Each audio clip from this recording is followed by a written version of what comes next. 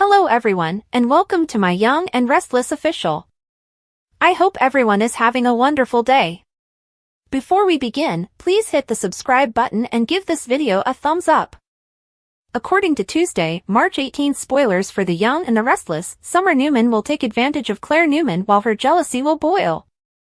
Let's discuss what lies ahead in Genoa City as Audra Charles is about to get in a sticky place. Summer will meet up with Kyle Abbott at the coffee shop, who will be relieved to hear that Phyllis Summers is safe following the turmoil surrounding her kidnapping. Naturally, Summer will likely continue to use the circumstance to entice Kyle to get closer. Summer can bring up the fact that Phyllis and Sharon Newman's abductor is still at large and express concern about what the madman might do next. Although that is a valid worry, Summer might mostly be trying to gain more of Kyle's comfort.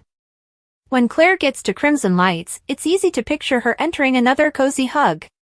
Claire's jealousy should explode when she appears to be interrupting Summer and Kyle's talk.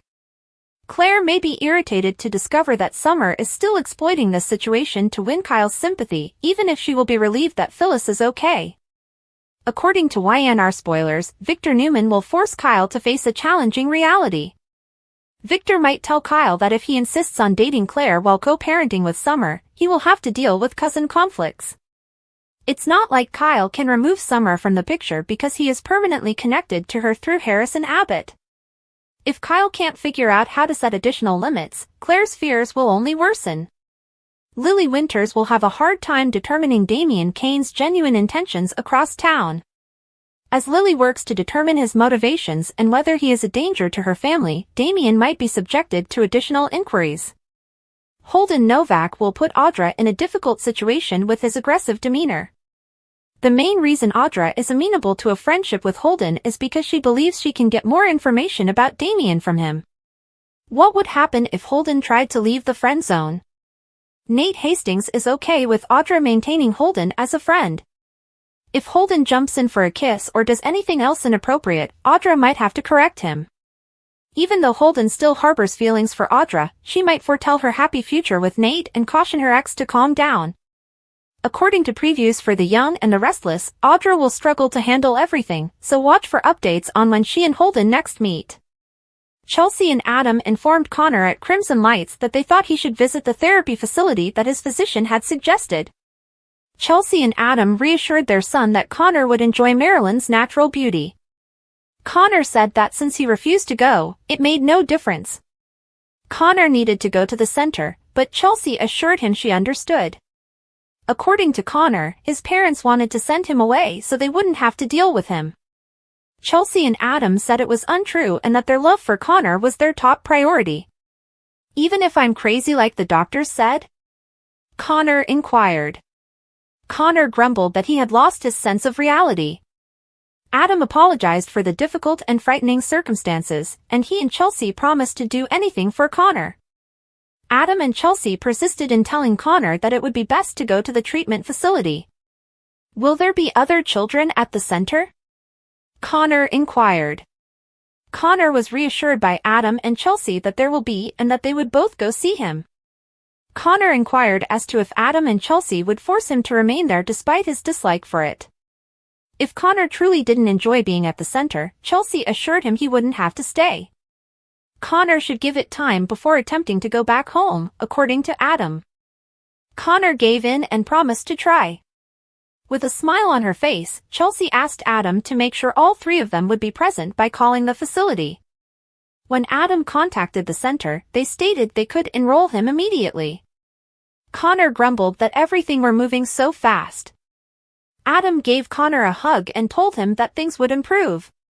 When Sally got there, Chelsea and Connor headed home. Adam informed Sally that Connor had consented to attend the residential program at last.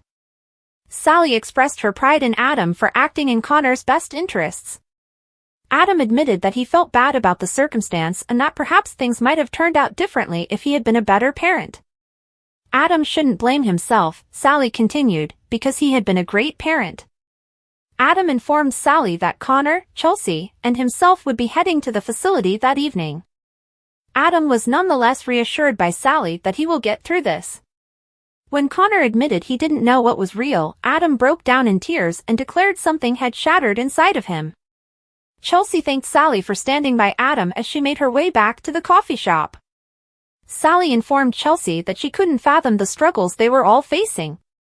If Chelsea ever needed anything, Sally instructed Chelsea to give her a call. Chelsea expressed her happiness that Sally had returned to Adam's life. That meant a lot to Sally, she informed Chelsea. Chelsea departed once more to pick up Connor. Adam and Chelsea had been doing well as parents, Sally reminded him. Sally assured Adam that she would be thinking of him and Connor and that he shouldn't worry about his job. They bid each other farewell with an embrace. Kyle was working on his laptop on the couch when Diane entered the Abbott estate. Harrison had inquired as to why Kyle was unable to work as his full-time babysitter. Kyle informed Diane. Kyle claimed to have told Harrison that he worked a full-time job. It had been impressive that Kyle had found time to show up his mother at work by completing her job as well, Diane continued, looking irritated. Kyle gave Diane a perplexed look. According to Diane, she recently found out that Kyle had revised a presentation for her project. Kyle was warned angrily by Diane that he could not simply override her efforts and act as CEO. According to Kyle, Diane was overstating things, and he had merely intended to make Diane's work better for her. Diane advised Kyle that he ought to have asked Diane for his opinion so that she could determine whether or not she wanted to make any modifications. Diane claimed to have been taken by surprise, but Kyle reiterated that Diane was exaggerating. Kyle said that the modifications had been small and unimportant. According to Diane, Kyle had been altering her work a lot lately. Now that she was CEO, Diane was even more irate and accused Kyle of spying on her. Diane reminded Kyle that she was in charge of him. Diane expressed regret and informed Kyle that she ought to have spoken with him about her worries earlier. Growing irate, Kyle claimed that Diane was angry with him for being aware of the duties of the CEO position. Diane recommended they out to lunch after acknowledging that Kyle did possess a wealth of knowledge.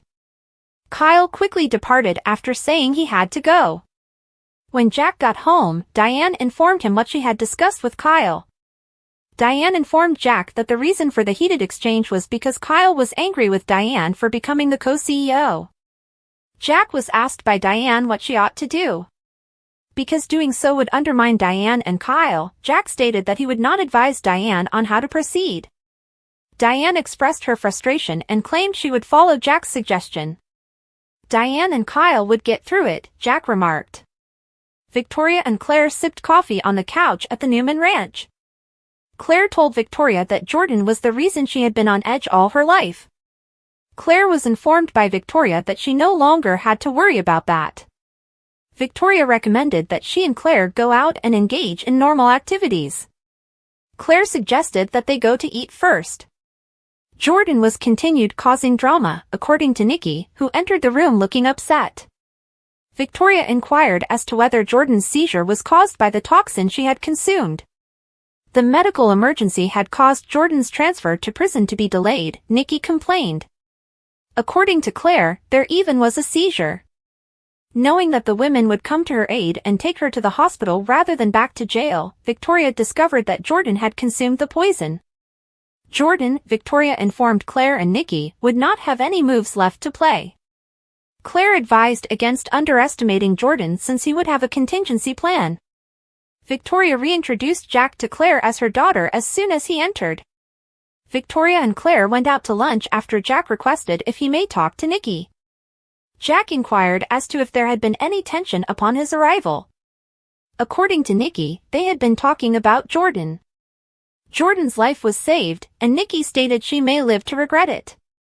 Nikki informed Jack that she had phoned 911 and that Jordan had consumed poison. Nikki was informed by Jack that she could not have witnessed Jordan die. Nikki was being reassured by Jack that she had made the correct decision when she was startled by a noise.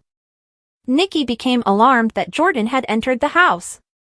Victoria had unintentionally knocked over a chair, making the noise. In any case, Jack saw that Nikki was still trembling.